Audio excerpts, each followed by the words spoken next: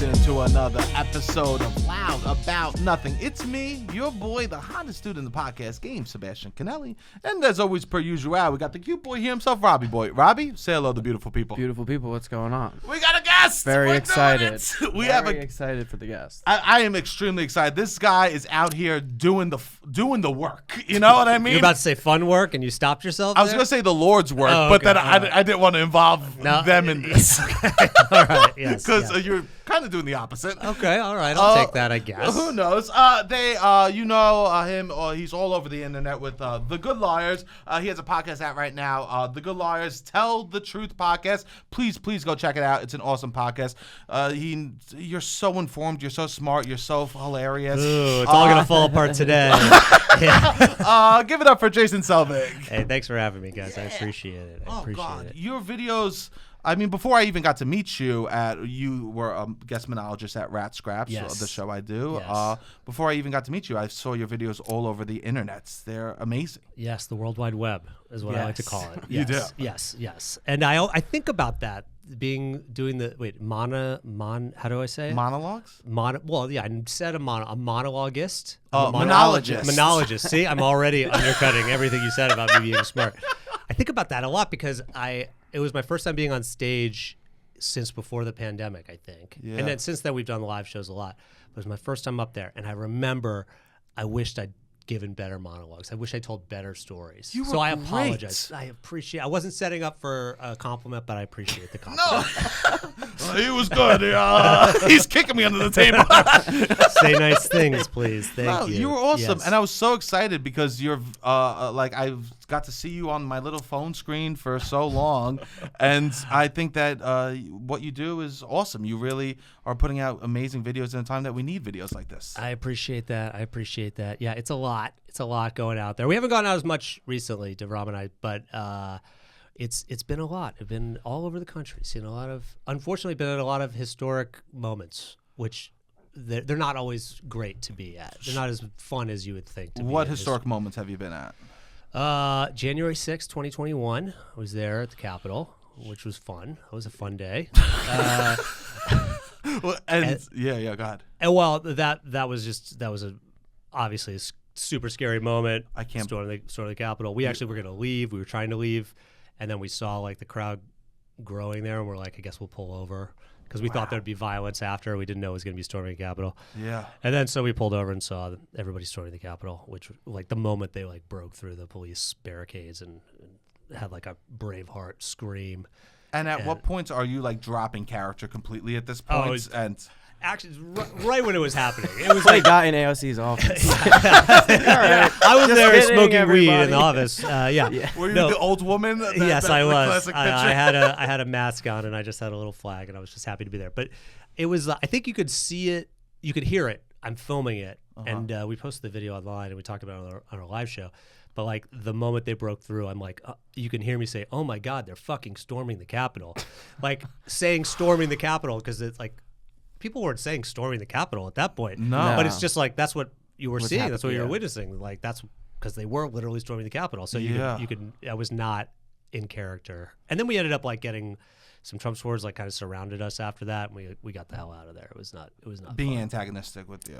Yeah, they saw I had a microphone and they called me us fake news, which is maybe true. Yeah, for like, sure. They were wrong. But yeah, there was like a flashbang went off, and everyone like turned around, and we looked at each other. And we're like, we're getting the fuck out of here. We do not want to be here anymore for this. That was not fun. That was not a fun moment.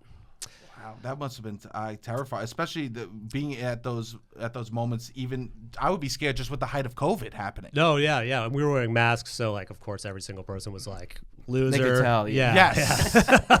You can't fake that. You know what I mean? You can't fake. I hate this thing. Oh man, this thing sucks. Yeah. But yeah, it was not a fun thing. And they were staying at like we were staying at like a hipster hotel, the Yours Truly DC is what it was called. Shout out to the Yours Truly. Love the Yours Truly. I actually did. It was a nice hotel. Yeah. And it was just like overtaken with people like in like army fatigues and like staying up all night screaming like, let's go baby, we're taking it back tomorrow, like playing like metal music into like all hours of the night. We were like, oh yeah, something bad's gonna happen tomorrow, something bad's gonna happen. And it did. And it did. Yeah, but luckily we never heard from Trump again. That was it. He's out of it. That was just the beginning. Do you feel more sad like 4 years Yes. later when you're just like definitely, yes. than the day of? Yeah, it was like a full circle moment where we were at CPAC and I interviewed this guy and January 6, 2025. No, it was not. It was. I guess it was February. It was last month. Okay. Oh, the recent one. The recent one. And then I interviewed a guy in an ice jacket, and it seemed like objectively this guy was just a terrible guy. He was like, I wear this to Home Depot to scare undocumented people. Wow. Like he was like saying Shit. this. And I walk away in the middle of it being like, this is the worst person I've ever talked to, because I genuinely felt it in the Saying a moment. lot. Yeah, I know. Yeah. I think I said at CPAC just to Okay, like all be right. like, yeah. So that, Sure. but then we posted the video online and we were like, this is so clearly there's a right and wrong here, at least how we thought. Yeah. And then this guy became like a hero Because of with your the video. right-wing people. Oh wow. And then people started buying the ice jacket Oh, my on God. Amazon. It was like the complete opposite. Yeah. And like Yeah. people were like, it was so funny to watch you get upset about that. I'm like, I guess that's funny if that was the goal. I can't just stand like, this idea of what people define as funny anymore. Yeah. It's disgusting. tough. Because you're a comedian. Yes. You like. I think. I don't know I don't know anymore. anymore. I don't know what I'm doing. It's like, ain't shit funny? I don't know. Yeah, it's hard. So it's just the idea of what people think are funny is just hate now. Yeah. Like the Nazi salute. It's like he was trolling everybody. It's like that's a troll now. Doing the Nazi salute is a troll. It's just not funny. It's not. Yeah. I If guess so- that's the problem. Yeah. Yeah, I really hate the state of that side of comedy too. Oh, the reason. Sorry to interrupt. What? Please. The reason I said that guy was Yeah. pardoned. He was in January. He was in the Capitol on Stop. January 6th, and he Oh. was like a pardoned guy. He And was then out he- there feeling emboldened afterwards. Wow. And so then he's like, I need to do more. I need to do more. Yes. Jesus Christ. It's a good place to end. I feel like on a happy note. God. Wow. That is so hard. I can't believe that. I mean, and so Robbie was mentioning that you feel like things are getting worse. You're getting sadder and things are hurting. I don't want to say like I'm getting sad. It's Sure, There's a excuse me. sad state of affairs. I think we Yeah. can agree. Yes. Or like I hope we can agree. I'm No, not I sure feel that- it every day, constantly. It's all I think about. It consumes most of everything I think about. Well, there's wrestling too. There You is should get into wrestling and too. Pokemon And like Pokemon. There you Seltzer, go. Seltzer. Seltzer. That I takes- All right, like there's the three Gilmore other Girls. things. Okay, Gilmore Girls. All right. I've been watching guys' grocery games, and that's been really What is that? muting the mind a little Grocery bit. games like on Food Network? Or? Yeah, they just go shopping in a Guy Fieri store, supermarket, and they have challenges they have to do. Oh, amazing. It's, Okay. How do you mute? How do you? Because you're around this all the time. What is a mute button for you? I found myself like rewatching old shows like from simpler times. You know, like I'm just getting to the end of Seinfeld, which is a little depressing because it really falls apart in the last season, I feel like. Yeah. But watch 30 Rock again. Like it's just like sometimes I'll watch the first 3 seasons of Arrested Development. Never and the it's- reboots. That would bring you that right would back to bring the me sadness. down. I will say season 4, when they did the recut of it, it wasn't as bad as I remembered it. When they just did the individual episodes on each character, it was a little bit better. He like the creator like recut it all. It was the hype that really ruins it. Yes, Because yes. the Arrested Development is a brilliant comedic show. It's amazing. One of my favorite shows of all amazing. time. Yeah. Yeah, and I don't want to like talk myself up too much right now. Okay. I'm in Arrested Development. Oh, let's go. Stop. The reboots? Nope, Yeah. the original. Stop. Oh my And God. I'm aging myself. I'm aging myself now. Who are you? I am. There's an episode called I can't remember what it's called. Church and State. Church and State. Season 3. There's a Okay. Church and State fair.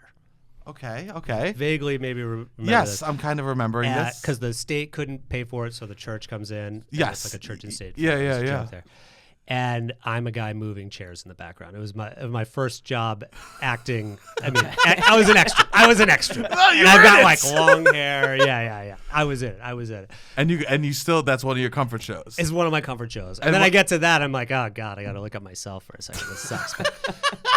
But it is one of my comfort shows. Something that didn't age great, but it's still very fun. I haven't watched it in Okay. years. Okay. I think the last time I watched it was on the DVDs. Oh, really? To tell you, yeah, I was a big box set kind of guy. Yeah, me too. You gotta get a box set, but I don't know that I have a DVD player. I guess I have a PlayStation that accident. Yeah. Player, yeah, it was a better time. You supported things that you loved more when you could buy a box set. Right.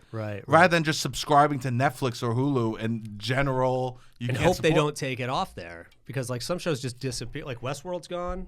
It's gone? I didn't know this. I think it's gone. I think it's not on streaming. Doesn't exist. It's not on streaming. I mean, this could be fake news right now, but I think there's like shows they just take off and then, Which is sad. yeah.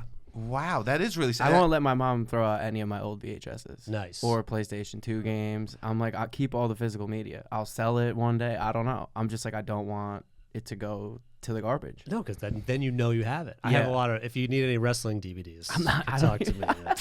I'm trying to get you on. I'm like a drug dealer. Like, come on. If you need anything, first one's free. Fan. First one's free. You're out here spreading the word of wrestling. You wore your shirt. I wore my shirt. I didn't comment on it fast enough before the podcast. That was not what I was saying. I was No, saying I busted your balls. if you were a true wrestling fan, that would have been the first thing. Like if you came out here wearing a rock shirt, I would be Sure. like, "Hey, whoa, what do you think about what's going on?" Blah blah blah blah. Of course. But I know you're both wearing solid color shirts. I'm wearing a big and tall. Shout out Lumbo. I love that. So is it hard for you to like wrestling, knowing the politics behind with Vince McMahon and everything like that? Yeah, I mean, no.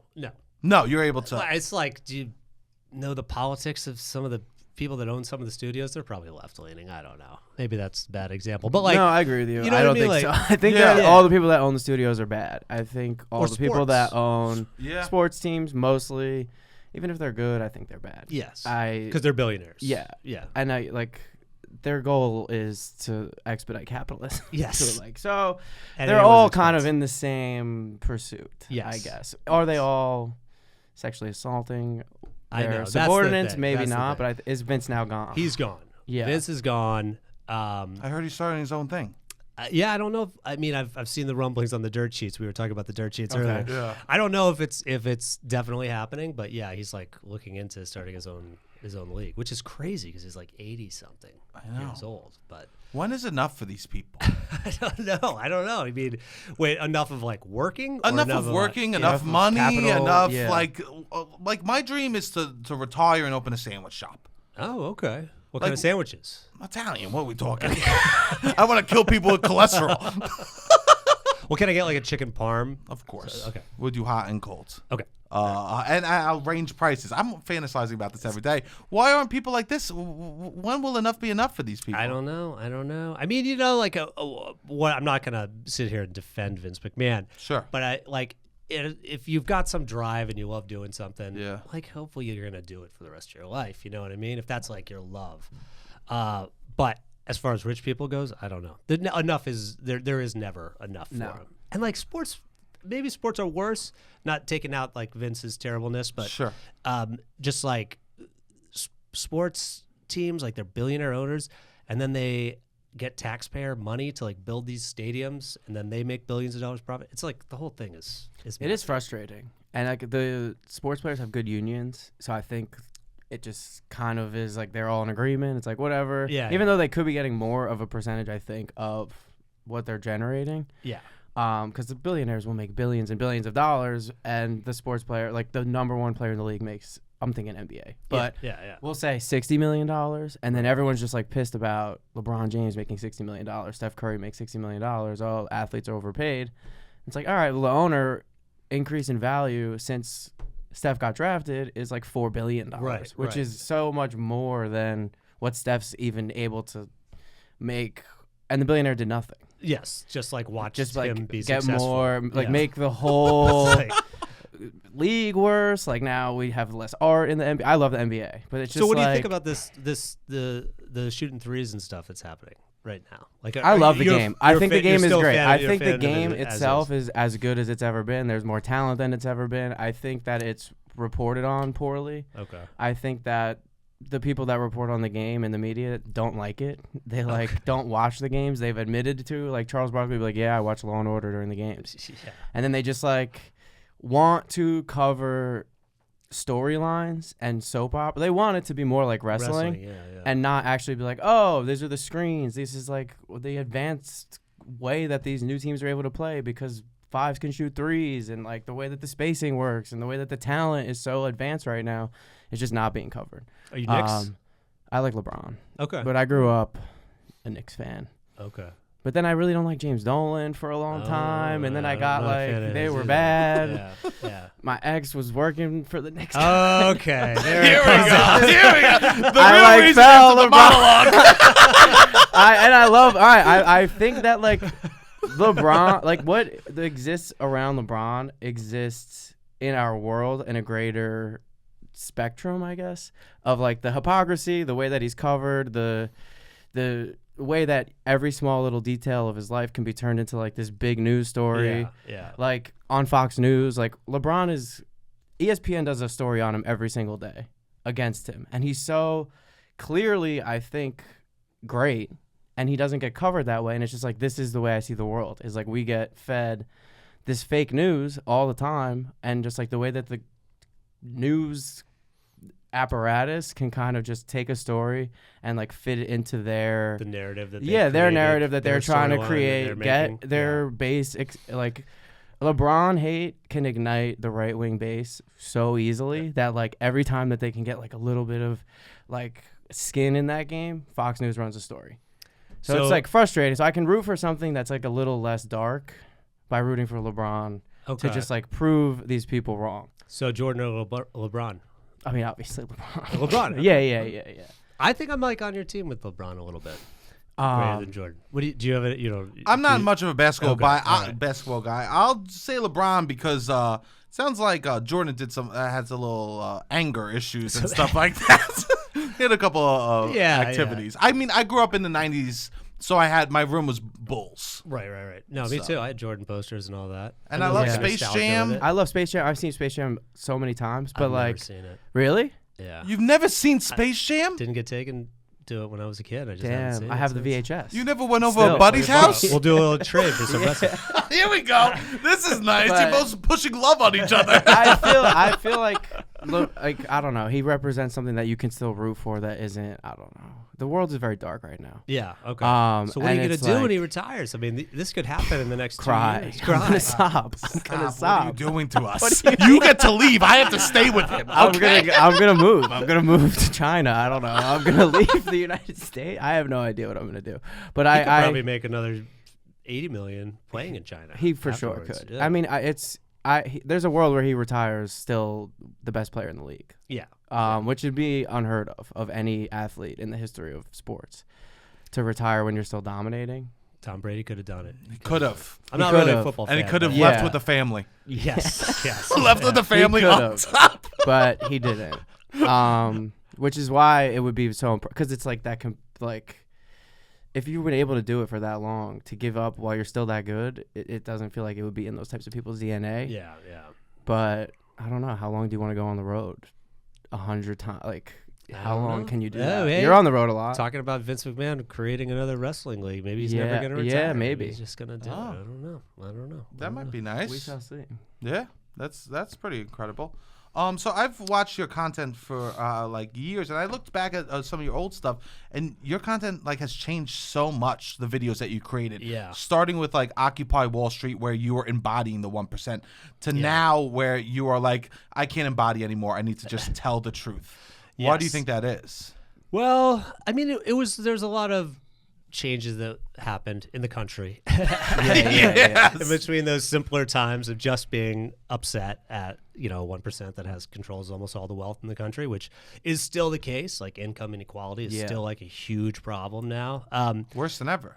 Yeah. And I think about Occupy Wall Street a lot. I'm like, they were really on to something. They were way ahead of their time, or they just saw what was happening. And it's only gotten worse. And they got like so laughed at the time of like, oh, this is such a ridiculous movement. We were a part of that problem a little bit. Not really. But because we went down there as investment bankers dressed up and protested them. And like Davram and I, my comedy partner, we were just friends at that point. And knew each other through the sketch world and comedy world. And we thought we were just filming a sketch, it's funny that we're here and doing this, but it was pretty obvious we were like doing a joke at making fun of investment bankers. But then people thought it was real, and like the media started running with the story that this was happening. And then we had these signs, and the investment bankers were protesting, and then real investment bankers came and joined the protest. Oh no! What? As we were making fun of them. Are you kidding me? Yeah. So did you make small? Well, yeah. Tell me what happened. Well, it's like they came and we were chanting, like saying, like, if you guys keep doing this, we can't do as much cocaine. We have to sell our 4th homes. And everyone's like, yeah. And then it was like, I guess it was at that point that Davram and I were like, oh, we both kind of can do this stuff in public and feel like we lack a little bit of shame, maybe. I don't know what it is. Yeah. But so we started filming more and more, and it was always like socially conscious stuff we were trying to do, which is how like the Good Liars name came about. And then we filmed some stuff with Chick-fil-A. Like we went on a Christian talk show with like coupons that were like trade your homosexuality for a chicken sandwich. Chick-fil-A ended up using the coupon. We were doing like, because they were giving a bunch of stuff to like anti-gay causes. And of stuff. Course, yeah. I said recently I've cut off Chick-fil-A from my life. You have? Yeah, I think it was time. I have so many friends there.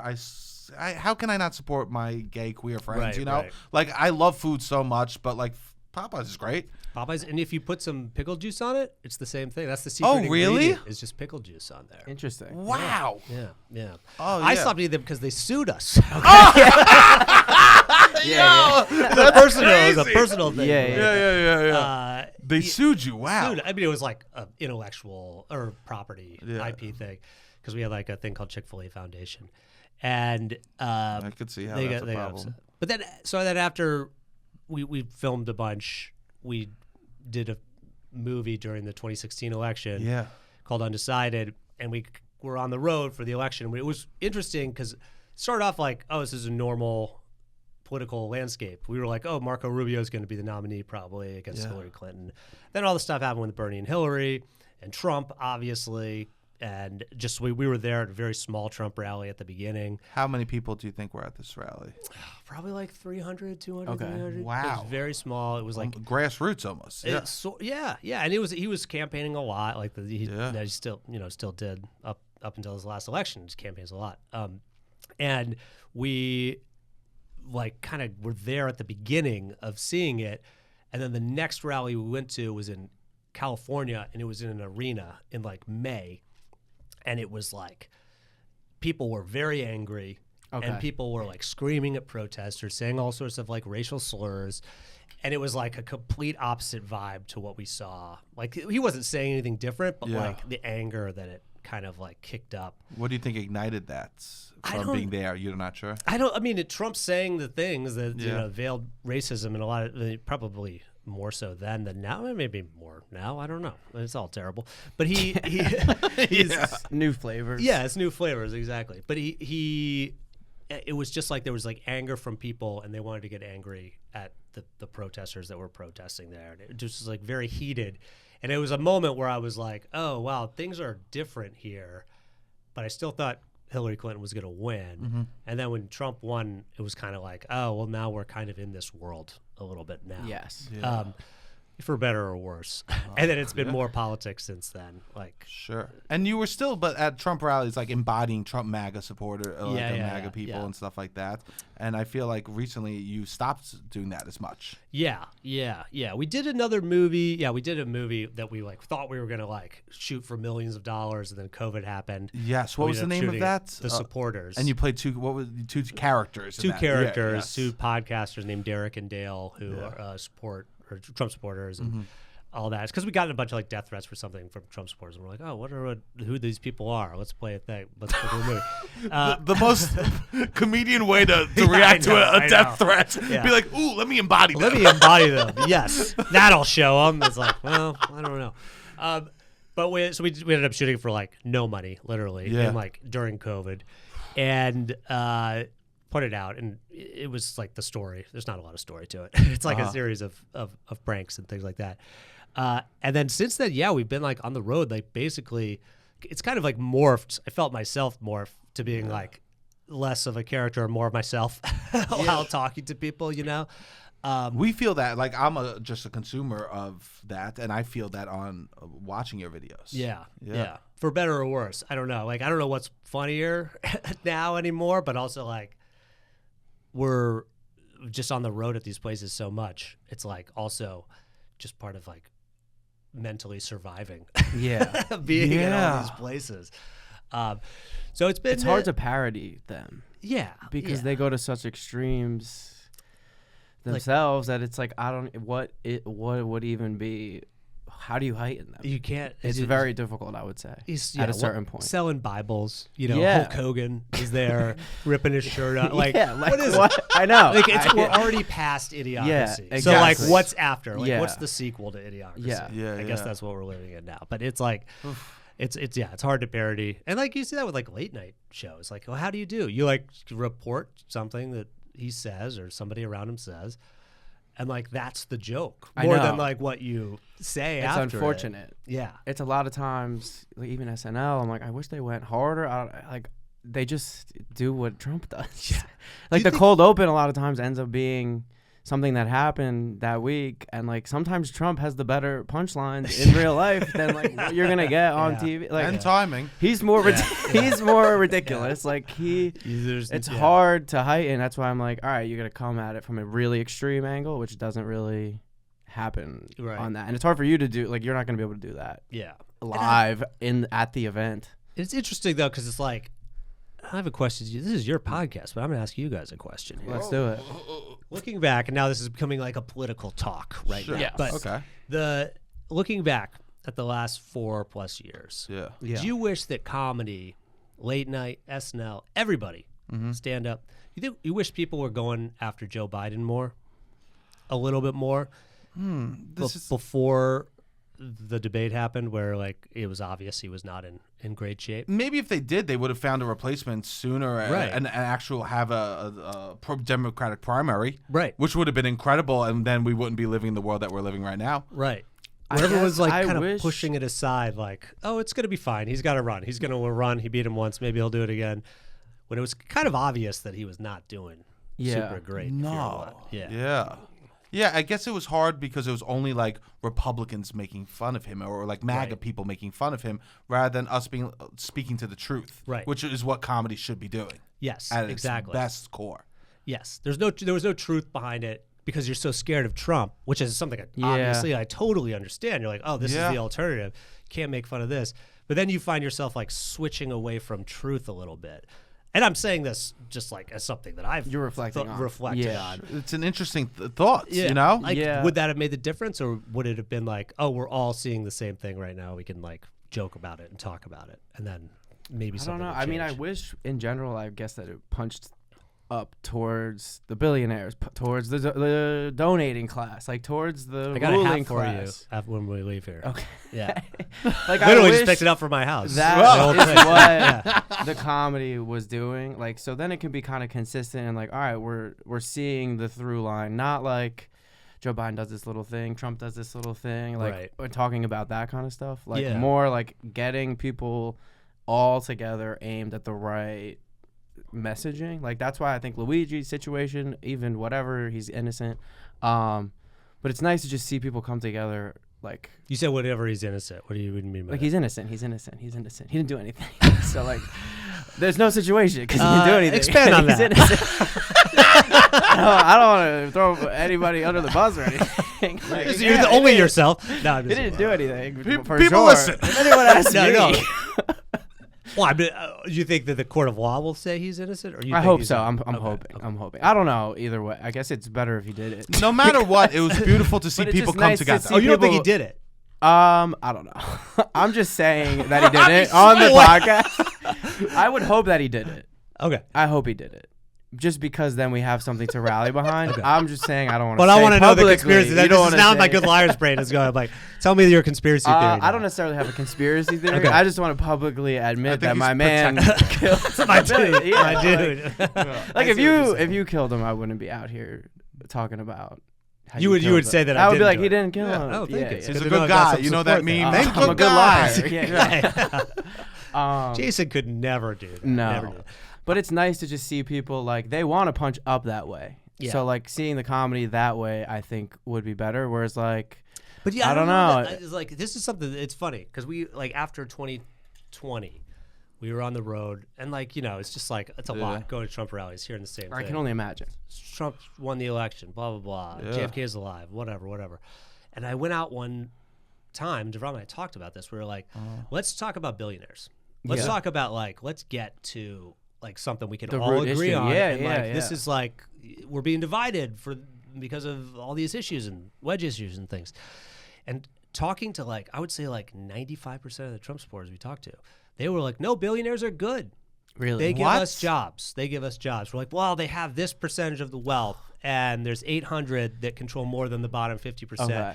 And they're like, I know, but they're the ones they've got the money to make the jobs for us. And this was in 2020. This was in 2022. Sad. 2022. Yes. So it was like, do you not cry? Cry? Are you like?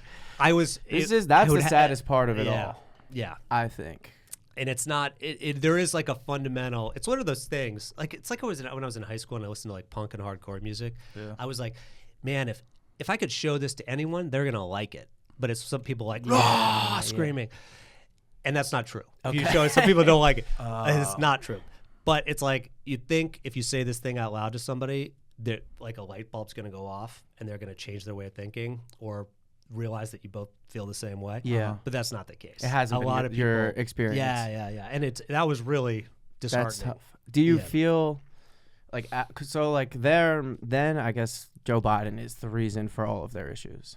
Do you think now that we're in the Trump era and the issues continue to get worse, will they start to refocus and be like, oh, no, Trump was our working class guy, but the billionaires that are controlling him are bad? Or will they be able – because you spent so much time around Trump supporters. Well, it's there's a whole thing you have to step back and think that there is a different way of thinking with a lot of people. Well, because there's a lot of Democrats, I would even go as far as saying, that struggle to go one layer behind the Democratic Party then critique it. Right. From any real measure, I would say. Yeah, that there is a billionaire class that is. That is really kind of controlling. It's we have the illusion of choice. Yeah. We're the lesser. Everyone's lesser of two evils, but then unable to call the person they support evil. It's all right. Well, is there a lesser of two evils? Well, I feel we're on the same wave right now. Because I was just at the joint session of Congress, and I had the opportunity to talk to Democrats in the House. Yeah. Mm-hmm. And one question I was thinking about this, because to me, I feel similar that the income inequality is an issue that can unite everybody. And it should unite everybody. I feel if you look at the world right now, you want to be uniting people. Yes. That would be if you're coming from beautiful. A place. Yeah. It would be beautiful. It would be this terrific folks. Exactly. But so I was talking to the Democrats about what the message is going to be moving forward, billionaire class, all that stuff. And a lot of Democrats said, we got to repeal Citizens United. We got to do it because there's so much corporate money and big money in politics. And naturally, the next question I asked was, do you take corporate money? Do you take money? Yeah. And almost all of them, except for one guy, Greg Landsman from Ohio, said that, they do. Yeah. They're oh, we take it from various groups. They would say, they wouldn't say that. Get that sound back. From the good corporations. Yeah. And I'm the good liar. What are we doing got it. here? So it's people recognize that's the problem, or that it's something that people are upset about, just being a politician, being oh, we got to do something about this. Yeah. But they're not doing anything to stop it. Because they don't want to lose their power. And I understand, you want to play on a level playing field, but you're still taking this money. It's not getting anything out of politics. So I think that people have the same thoughts, but everybody is so stuck in the mud here. It's to quote Donald Trump, drain the swamp. This is swamp. I mean, there is a good thought behind that. There is a reason why that connected with so many people. Yes. Yeah. Because it is happened. a problem. Hasn't happened. Yeah. Well, it depends on your definition. Now you could say he's putting in Fox News hosts to lead. But you would think it would be less corrupt. That was the whole thing of the swamp. Well, it's less corrupt against him. Yeah. And more corrupt against everyone else. So there is less. If you're Donald Trump, it's less corrupt. From your point of view. That's true. That's the only point of view in which he runs every single thing. He never said what he was filling the swamp with. Yes. Yes. Wow. I can't remember what the question you asked was, but we started talking about some other stuff there. Yeah. Which is changing content. All right. No, all right. Just how you were changing in content. And becoming pointing out stuff more than embodying stuff. And after your comedy question, I think about that a lot because I have friends that have embodied political figures, and they're I don't want to do this anymore. Yeah, I'm exhausted by it. Yeah. Yeah. Like Anthony, like doing Attendant. presidential. Yeah, that's who I'm thinking of. Yeah, he's tired. He's not doing it no more. Yeah, he said that. I'm like, oh man, but it's so interesting because his was like, it was so good just because it was the core of Trump. You know, like the little baby inside who's like just so selfish and wants everything his way, so whiny. In the president's show, when he was like around all the little kids in that classroom and he was like mad at them, it was incredible. It was like one of the best scenes ever, just to show that he was their level, you know? Right. But I think it's exhausting. That's why I was wondering how, if that. Oh, it is exhausting. I'm exhausted. I'm very tired. You can't tell? You can't tell the bags over there? No, you look good. Oh, thanks, man. You look good. I like the hair. You got a little swag about you. Oh, thank you. Oh, wow. Great. Yeah, I need this positive reinforcement every day. I need you on the road with me. No, thank you. You're doing good. No, you don't want to go? I like New York City. Oh, okay. Well, I mean, we went to a Trump rally at, what's it called? At MSG. You did go to that one. Yeah, I didn't go inside. We didn't go inside the rally, but we talked to people outside. And it was like, a lot of people from Staten Island, I hate to say it. No, it's okay. But also Queens, New York. People more people vote red in New York than you realize. Yeah. And do you think, so for like New York, is there a person right now with the mayoral stuff happening that you think could evoke change in the city? No. You don't think so? So like, I was thinking about this last night. I was thinking like, I would love Zoran wins, right? Yeah. I don't think he would really be able to do anything. I think Donald Trump will probably try to make his life hell. Right. Every single day. It will be big news, kind of like the LeBron thing. It's just like New York City, we can make headlines out of this mayor. Like it's nobody's business. Yeah. But it would give me the hope in that people are on the same page a little bit. And that might make me a little happier.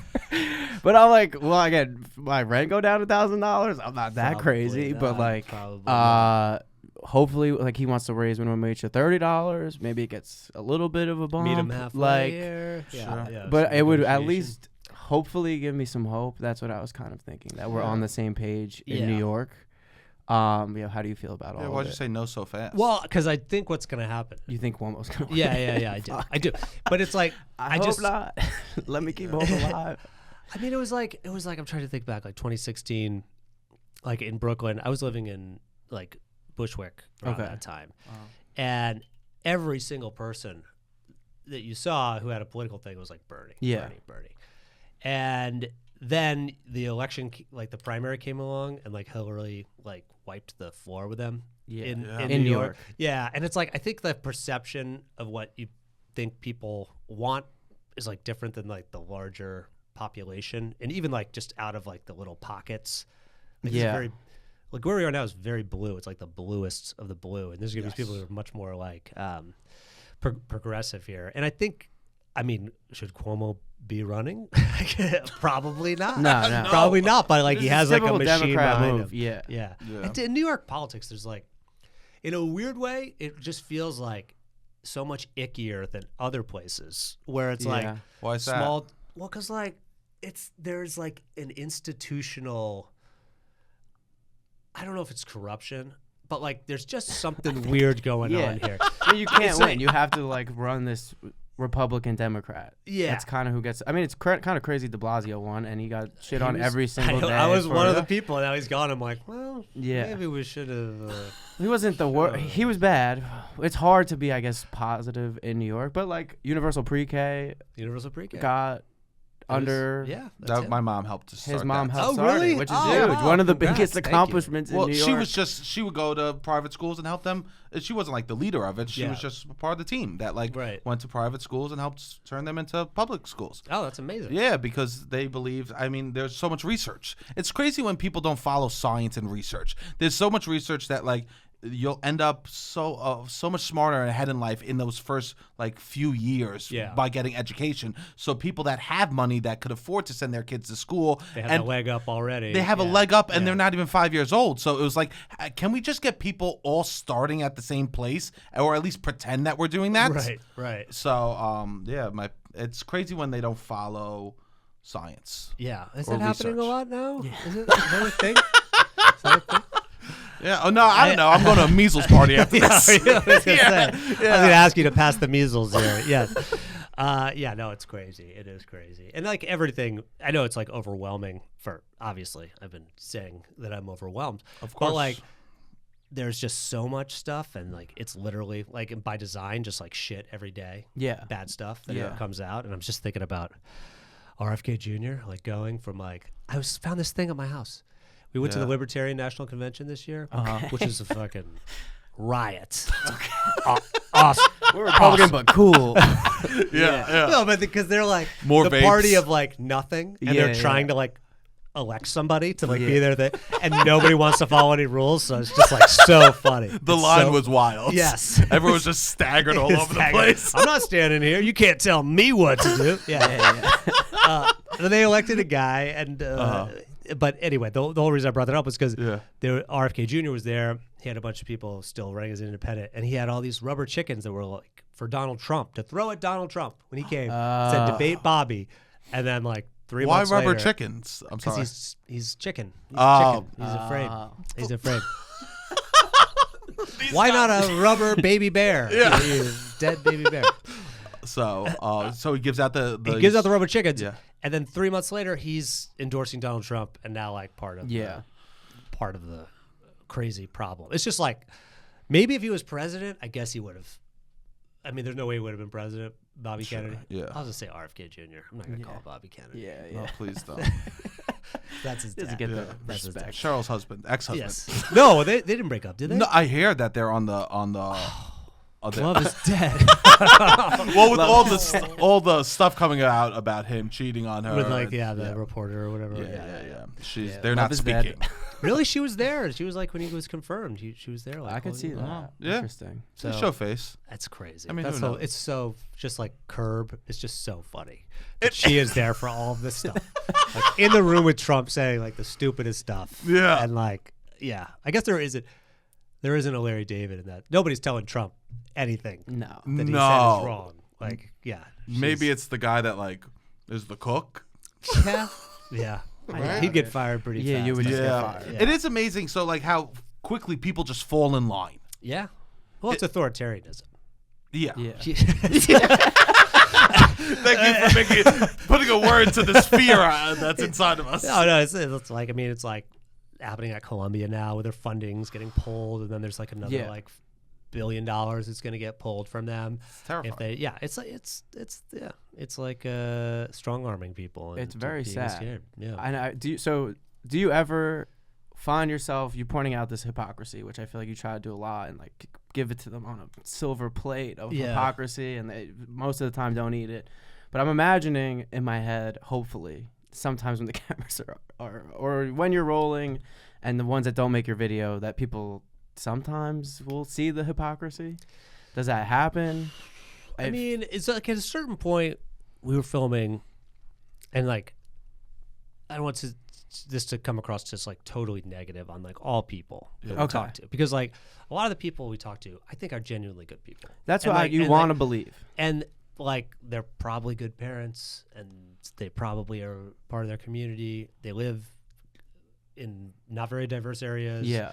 And their world is like a very small world. And I'll say this. People are talking about big things. Yeah. I feel like they were probably even better at all of these things pre-Trump, before he was like in their ear all the time. Like probably better parents, probably communicated better with their children. Like, well, if everybody there's a Trump supporter, then like, what do you, I mean, it's like, like if you're now the Fox News, I'm like, you used to be such a better parent. Yeah, like, I know. Why are you believing like this is? But anyways, continue. I'm sorry. Well, no, but some of the people like are genuinely good people. Yeah, I feel like you talk to, and or I should say they're not bad people. And like you talk to them, and like there's people I run into at Trump rallies who like sell merch, or like reporters who are like conservative that like I'll talk to for like 10 minutes. I'll see them. You're on the circuit. It's like literally we're part of the circuit. You're on tour together. Like, yeah. Like the merch people are there. Oh, there's the good liars. Yeah. We're like looking at this like, oh God, we are just part of. We're just part of this. Like we are a part of this machine here that's happening. But like some of the people do change their minds. Some people don't. And so even if I think it's safe to say, like one guy I remember talking, I can't remember the video, but he like had like an epiphany, it seemed like, in the video, and we walked away feeling good about it. And then a year and a half later, we were at Trump rally, like in the same state, and then we see this guy walking again, like head to toe in Trump gear. So like obviously, like you get back, you leave this one-on-one conversation with somebody, then you go back to like your safe space. People are reinforcing your ideas. It's only natural. To have that happen, though, you know, like you that's have to your be community. such a strong individual to stand up against your whole community if that's everyone around you. Right. And it's easier to not. And it's that's so sad how easy it is to just go along with hate. Right. Or to go along. Let's go back. Okay. Here, let's go back. Yeah. To go along with saying Joe Biden's looking great. He's going to be okay. This is what I was just going to say. That was a tribal thing. That was happening there. I think it's probably, I don't know, this is just in my head. I hope that it would be better. You would be able to get a lot more people to see the hypocrisy and leave this frame of thinking if it wasn't, I'm hopping over to the lesser of two evils and I'm just going to go for somebody who's marginally less evil. Like if you had an actual agenda that is like going to change these people's lives, or they can actually feel emboldened that this is a good thing that they're getting behind. But when you go and interview most of the people that probably were going to vote for Joe Biden or even Kamala, it's like, I think that a lot of them believe that it is the lesser of two evils. I agree with that. And I think you that. probably but need which a side lot. are you going to go with it? To like, do you think, because it sounds like you are like, the problem is the left isn't left enough on some issues. Maybe that providing, I guess left enough, providing like material change for working class, I guess would be like, small change, but not like the change that they need to actually combat Trump's policies from the first term, the economic inequality in the country. Like we're trying to put Band-Aids on things that need to be rebuilt. Yes. Okay. That's kind of how I feel, and I'm like, because I'll talk to Trump kind of ran. Excuse me. Trump kind of ran on like bringing manufacturing back here.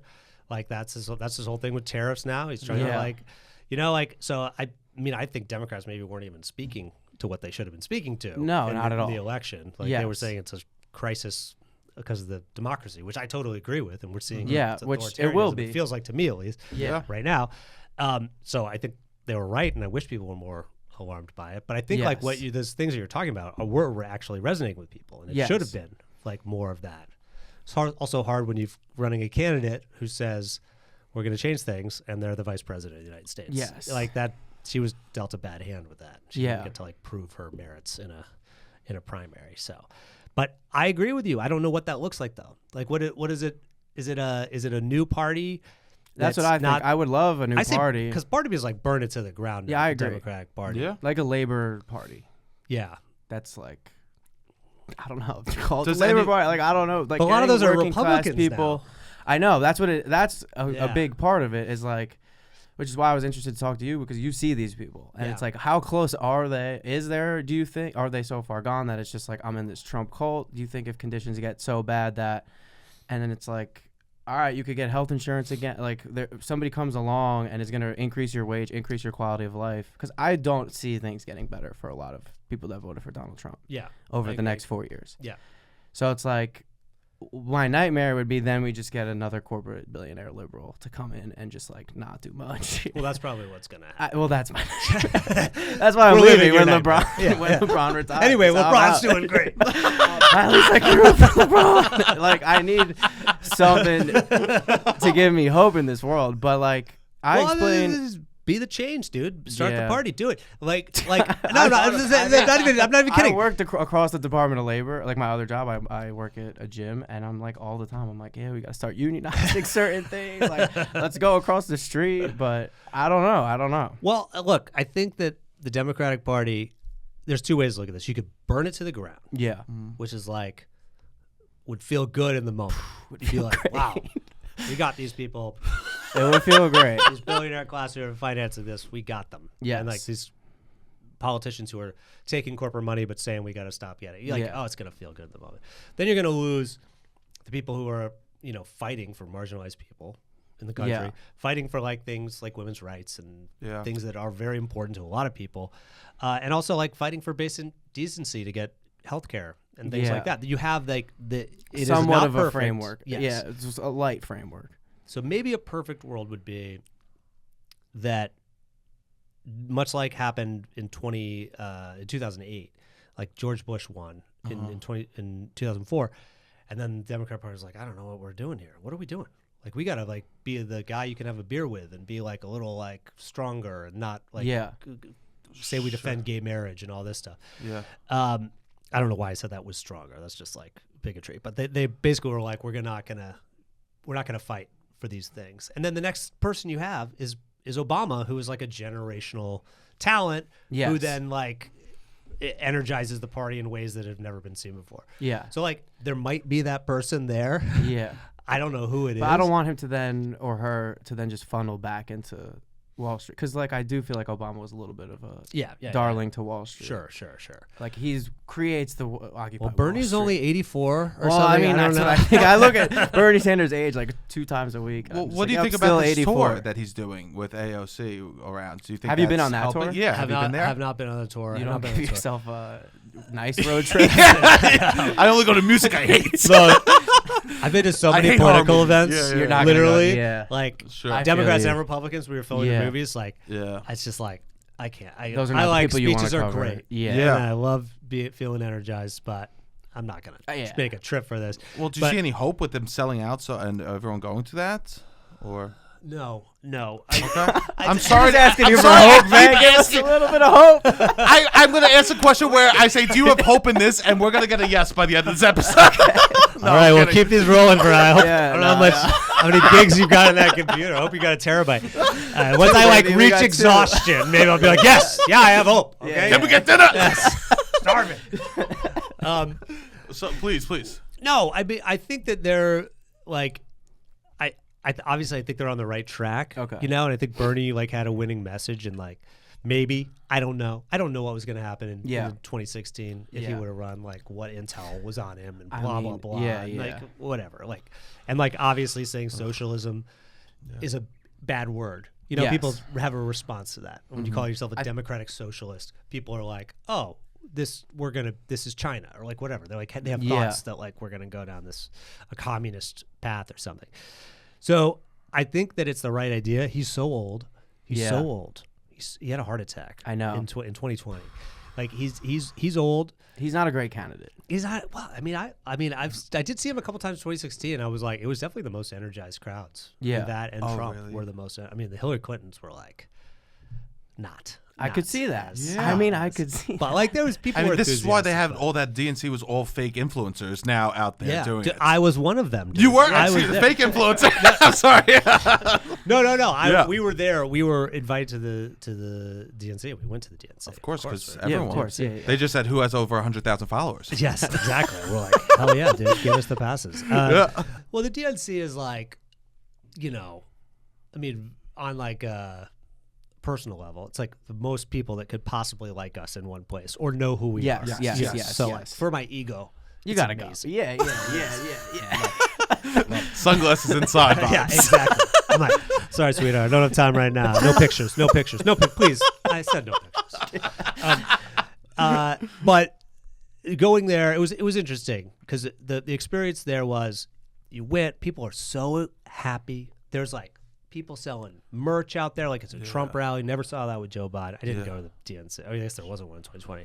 Yeah. But there's like a real energy. There was energy. There's energy. And like when Obama spoke and when Harris spoke, it was like it felt like it was like a sporting event. Wow. Yeah, like it was like the place was rocking. And you were living out. I was in the last row, literally the last row, like against the cement. Okay. And I was like, wait a second, maybe this is something. Maybe something's happening. Yeah. And then we took a cab to the airport the day after, like the big, her speech, when everyone thought Beyonce was coming and she didn't. And we took a cab to the airport, and the cab driver was a woman in her 30s, and she was talking to us about the DNC. She's like, you guys were at the DNC? We were like, yeah. She heard us like talking about stuff we were going to film later on. And then she was like, I just want to let you know, like, I'm voting for Trump. And we were like, okay. And she just described it. She's pro-choice. She's, Okay. like, she feels guilty voting for Trump, so she's explaining to you, these are my good things. No, but she was very much like, crime is a problem. And I think want somebody who's tough on crime, and said all these things, and the grocery price is too high, blah, blah, blah. And it was in that moment where like everything that I saw after that, I was like, oh, Democrats are going to lose. Like, but that was like the moment where I left there being like, she's going to win. I can't believe this. Yeah. To like another domino falling every day where I believed that she was going to lose. So it was I guess the magic didn't work on me that well. No. Davram didn't feel anything for the beginning. Like he was, I mean, it's all manufactured. Sure, he saw Flow Rider came out. It's like, oh, he's great anyway. It was amazing when they like had like the states. Is that when Flow Rider came out? I believe so, because they did someone from every state, I think. It was like, and like T-Pain was there or something like that. I love T-Pain. I loved it. Of course. And it was just so funny. You're like, this is real. This is like real. People are really doing this. Well, it was a lot of pomp and circumstance. Yes. Not speaking to the conditions of the world. Yes. Which is tough. Yes. It's tough. Yeah. And it was and it's like, it's all manufactured. And even if like, do you get into it with the cab driver at that point, or you're just like, all right, nice? I was do like, you fuck try you, to get me out of this car. No, like, do you try to be like, oh, do you think of this, think of that, yeah. or nothing combative because they're in charge of my life at that point. I find that most people, even if they don't, like, wherever their political party is, like, if you talk to them about what they want and what the issues are, they agree with some of the root issues. Yeah. Everyone wants to just have like enough money to do things they like and eat. And support their family. And see their friends. Be able and to maybe go to a wrestling show. And maybe see LeBron James a few times a year. Yes, of course. Yeah. It's actually, honestly, that's not too much to ask for to see LeBron James a couple times a year. Like, people deserve that basic level. Just to see LeBron James a couple times. Well, whenever you're LeBron James. Okay. Yes. Yeah. People deserve that. I agree. As someone who lives in New York, I struggle every day. It's tough to make money. Yes. I mean, I know I chose the worst career. Wait a second. Now we're recording. I can give you a compliment on air, and you have to take it. Okay. Great job in Anora. Oh, thank you so much. Great job. I appreciate you saying that. Yes. Yeah. That was a blessing. Ended up. I did not think it was going to win Best Picture. I thought it was like the Best Picture. I like that and Brutalist, but like I didn't think it was going to win, and then it won. It was so cool. It's such a cool move for indie filmmaking, and like I think I as an actor, the state of acting is disgusting in my mind. How much they take and how little, even after all the strike and stuff like that, how little we get in return and stuff like that. And AI will just come back. I mean, Tom Hanks in an AI movie. Right. The biggest actor in the world, the most beloved person's like, no, we like AI. So I don't believe in acting. So to see an indie filmmaker that like really just is hitting the ground and making good movies about like New York City and like a side of New York that isn't fucking rich people coming in here and buying buildings and not living there. A little bit. Kind of exactly what it is, though. Wait. Frames it in a bad way. He frames it in a... Thank you. Wait, no, hold on. It speaks to that. Literally a Russian oligarch. Hold on. I want to say... Doesn't live in it. I'm going to see the movie soon. I just meant, like, it's not promoting that, like, Sex in the City lifestyle, I should say. Excusez-moi. No, I heard the movie's great. I'm going to catch it. Not in Manhattan. I'm waiting till it comes to Hulu. No, today. It's the story of a tow truck driver. Yeah, that's all I knew. I sat when I went to the premiere. I went like this. I go, tell me when. Yeah. And I just closed my eyes. No, but I think it's a great way of like promoting indie filmmaking and stuff like that. Yes, and he's so good. Like I loved Red Rocket. I thought it was so funny. And he's an incredible person. Okay, good to hear. He's one of the sweetest, nicest directors I've ever worked with. He made me feel so. Some directors are really busy. It's a busy set. He really cared about the actors and really made me feel seen and safe. Okay, so you are really pushing hard to get in another one of these movies right now. I mean, do you blame me? Fucking A, do you blame me? No, it was so good. What a funny such a fun thing What an asshole I am. I'm an asshole for jumping on you like that. No, you both were so excited. I love it. I'm digging my way out. Exactly what it is. Finally, a movie that's not about like prostitutes. I read off the Wikipedia. I said it's not about a stripper. No, but it was cool to be a part of that because I don't know where the future is for me. I'm from New York and I go, where am I going to go? Right. Because it's crazy. Where am I going to go? This is where I'm fucking from. Where am I gonna have to end up? Staten Island. You're back in Staten Island. I honestly can't even afford it. Is it expensive? Yeah. Oh my god. I mean, I'm gonna be in Jersey. Jersey. Well, then you're not a New Yorker, man. Don't do this. I'm just kidding. No, I know. Yeah. I appreciate you saying that. It's nice. I feel I've done comedy and improv and stuff, sketch for so many years and acting. So it's nice to be part of something that's really big and getting a lot of recognition. Huge. Oscar. I Did know. you get an Oscar? No. That's a stupid question. No, but did you get one? As it was up there. Everybody. Did you get one? I didn't even get invited. I got invited to the premiere of No Plus One. Oh, yeah. I had that with what was the movie? It was a movie with Adam Driver, and you'd be like, oh, whoa, awesome. But it was like this super indie movie, and the director, he was Italian. So every direction he gave was like translated. Yeah. And I'm in it. I have like 4 lines in the whole movie. Incredible. But it was like 3 different scenes where I'm like in the background of it. Yeah. But I was like, oh, I get to go to the premiere. This is awesome. It's like just No Plus One. Just you. And that's a really hard space to navigate. Yes. Because you don't know anybody. You know, like, oh, there's the gaffer that I said one word to or whatever. Like, Yeah, are we friends for the night? Yeah. That's who I ended up talking to. Like crew people on the set. Yeah, at the premiere. Yeah. But yeah. Probably much more approachable. Although there's like no huge stars in it at the time. At the right? time, Yeah. no. Now they're huge. Now they're huge. Yeah, which is incredible. Yeah. Yeah. So good. Such a good movie. I got to rewatch it. Yeah, me too, obviously. No, I'm kidding. I meant to say that it's not promoting it. Yes. That's why. Because I've watched so many shows on New York that is like, that friends that like, oh, it's comfortable living here. It's easy living here. You know? Right. There's so many movies that are romanticized New York living. Yes. That's what I meant to say. Yeah.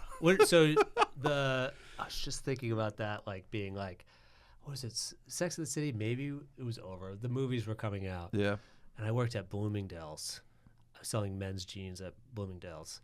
And it was like, there was like a Sex and the City sign up. I don't know if it was outside or whatever, but people were coming in to like buy the fancy clothes. And I had so much hatred.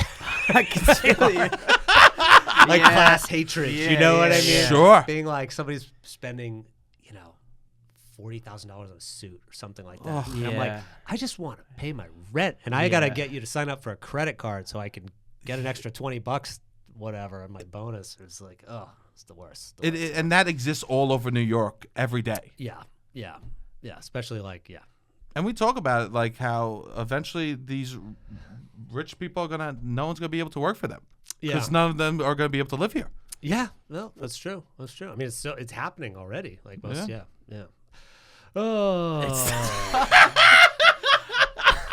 See, now you were trying to get me up, and I'm like, I started here, and now I'm all the way down. I wasn't sad about New York. I'm so sorry. New York is all I think about, I feel like, just because that's what you see the most. This is our community. Yeah. No, for real. Yeah.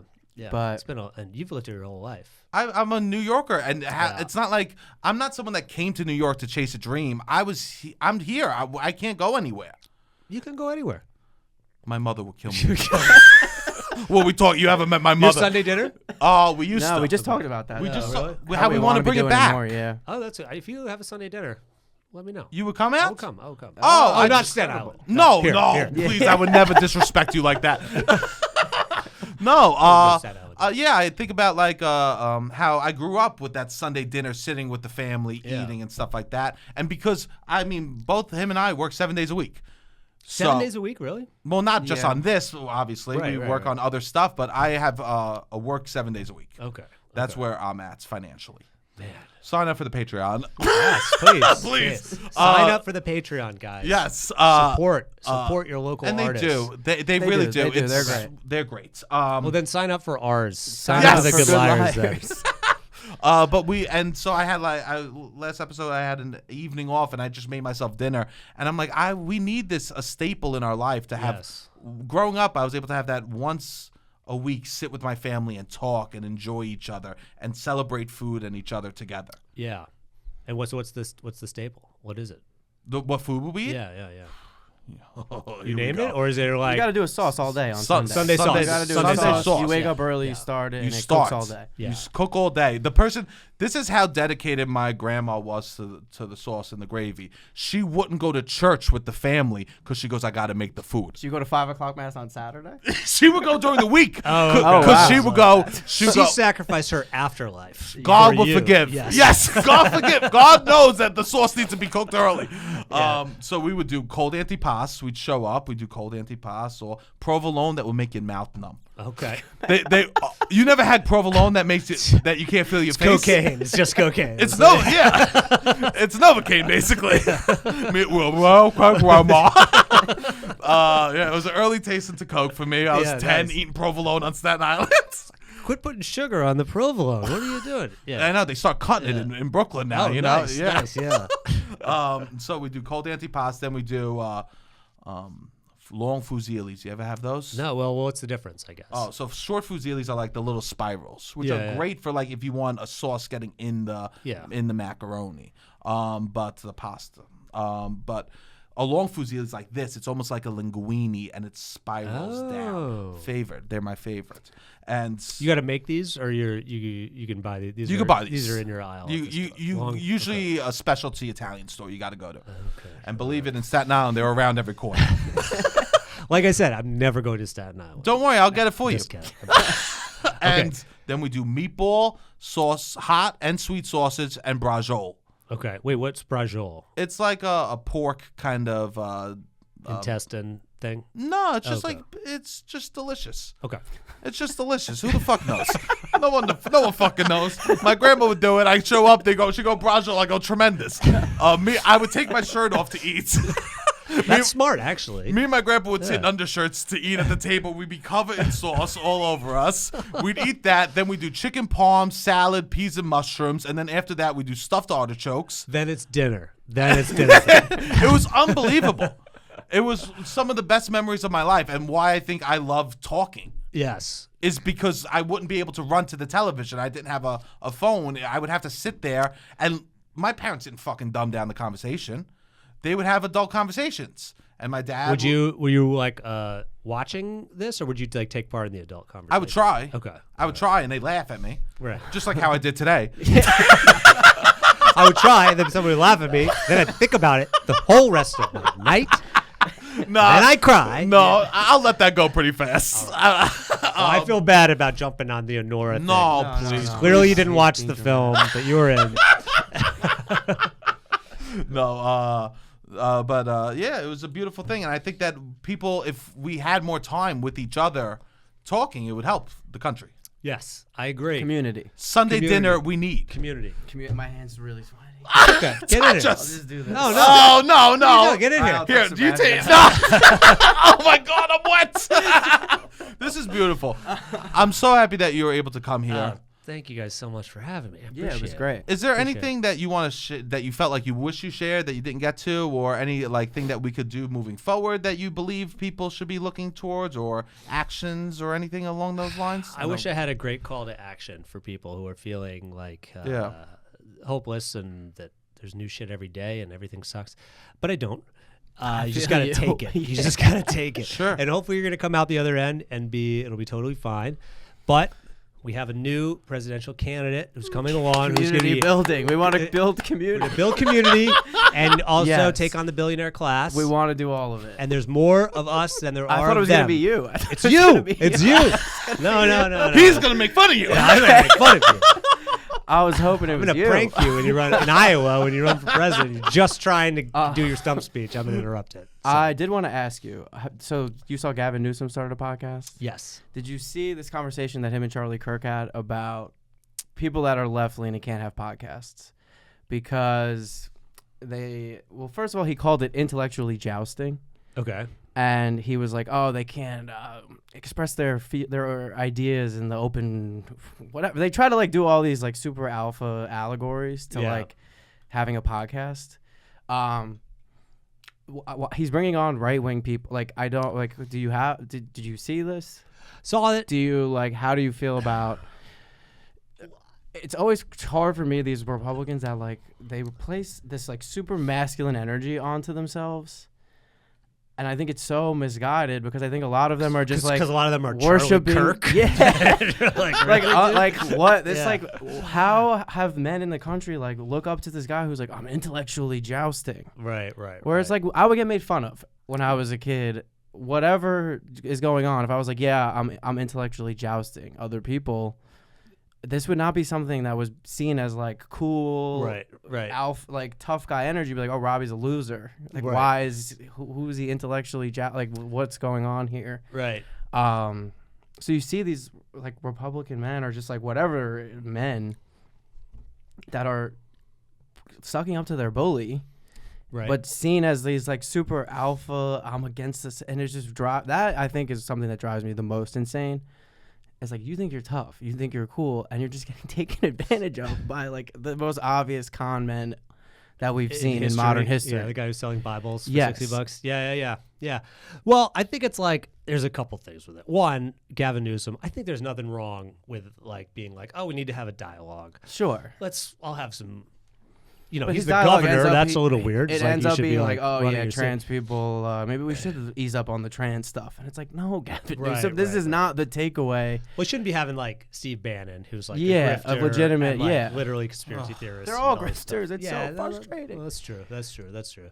But like, I think there's something that's gone on in the country in the last couple of years, like the idea of masculinity and how men can't be men, like that. There's something's been said or something's been put out in the air that's like men are bad in some way, and people are rebelling against this idea that's out there that like, oh, all men are bad because of the actions of a few men, and men feel like they're being attacked, and like especially younger men, they're being fed this narrative by like Andrew Tate's and all these people, and it's sadly resonating with a lot of people. And it's like because a lot of the people that are talking about this are like YouTube sports guys, and like they're not like watching podcasts. They're not like going and being like, I want to see Charlie Kirk. What does Charlie Kirk have to say?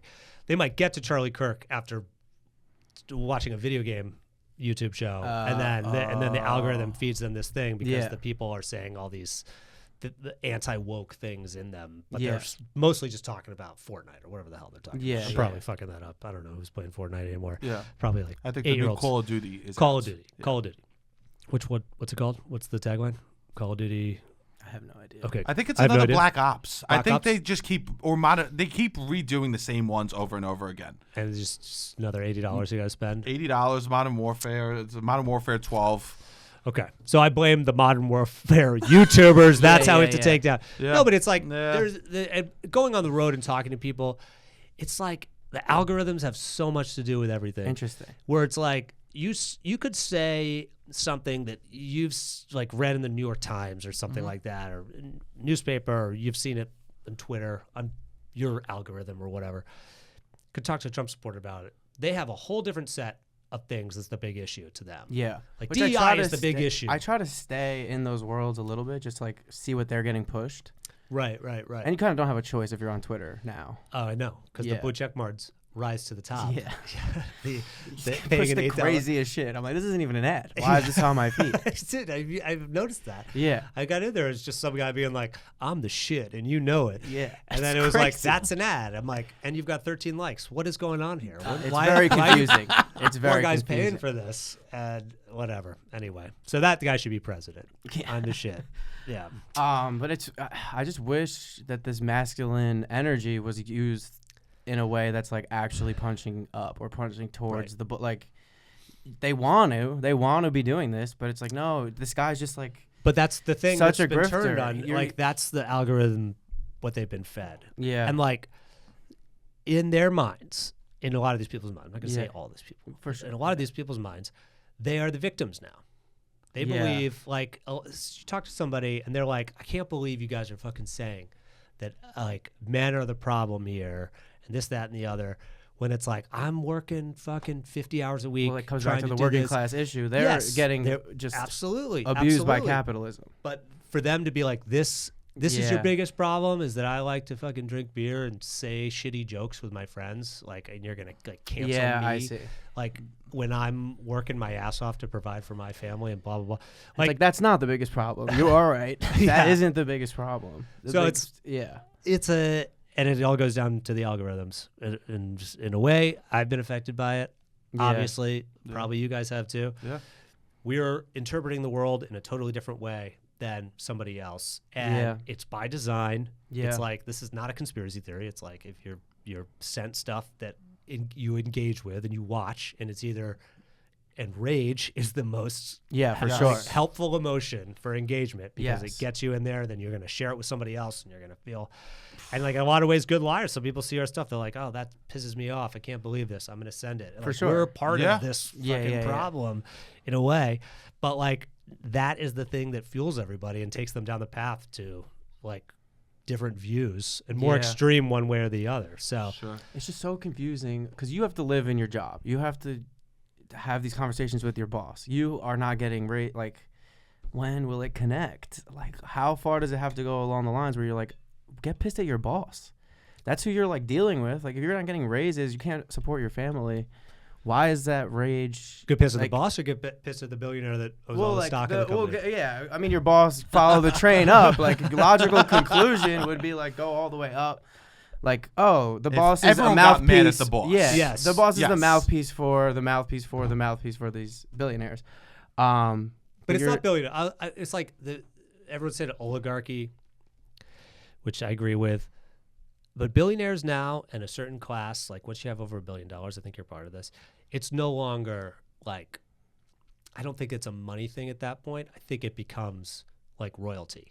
Like actual royalty. Yes. Yeah. Like if you have over $1 billion, you can own literal like states of land. Yeah. You can own you have giant castles to live in. For sure. Multiple. Yeah. Mm-hmm. And you have access to the greatest lawyers and that's what they're getting more and more power. And you can do whatever you want. Yeah. And you can do whatever you want. You can have plausible deniability to commit crimes, to get revenge on people.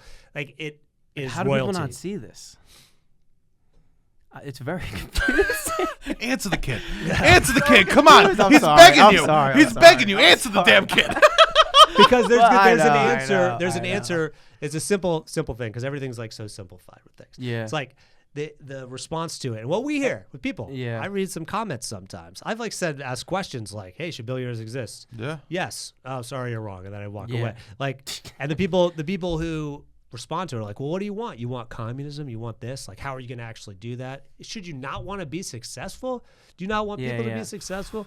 And it's like clinging on to this American dream that like if you work and you work and you work, you're going to get there. When really it's like a series of other things. There are these success stories, but it is a lot luck. It's a lot privilege. Yes. It's probably all privilege. Yeah. Being able to get in the door places.